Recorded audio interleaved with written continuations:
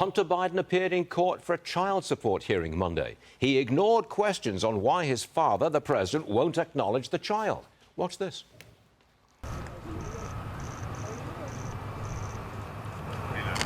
Hunter, is your dad doing a disservice for not recognizing his grandchild?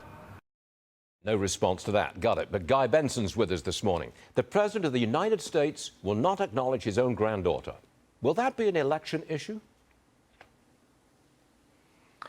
I'd be surprised, Stuart. I think it might rub some voters the wrong way, especially because Joe Biden likes to talk about the history of the family and his word as a Biden, and he's a family man, family type of oriented person. And to not acknowledge a member of that family, your own flesh and blood, because that is a child who is inconvenient to the family image, I think is very unseemly. I think to the extent that Americans care about the Hunter Biden story, it's much more along the lines of the alleged crimes, all of the money that has flowed into Hunter's coffers and the family's coffers because of his overseas business dealings and how that plays with his father. I think, as we always often say, when we discuss this, it's not about the peccadillos and personal failings of Hunter Biden. It's about Joe Biden and the whole family enriching themselves, it seems, off of some shady, dodgy foreign entanglements. But there are probably certain voters who might look at, if they know at all, this idea where Biden talks about his grandchildren that he loves and he says a certain number and that just excludes one of them. That might not feel great to some voters. I think so, too. All right. We're smothered in polls this morning, Guy. We got a new one, and it's from Fox, and it shows nearly 3/4 of adults believe the media is increasing the political divide in our country. You're not surprised by that, are you, Guy?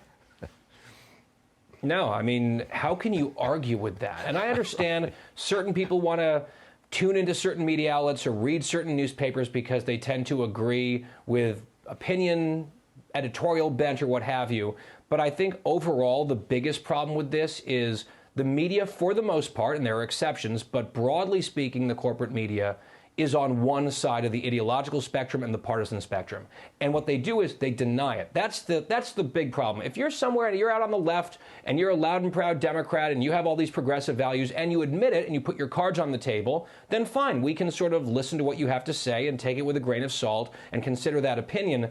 What bothers, I think, so many Americans is the gaslighting from the press that they're just referees down the middle calling a fair game when, in fact, that thumb or sometimes a few fingers on the scale constantly, and they pretend that isn't the case, and that has eroded trust over and over again.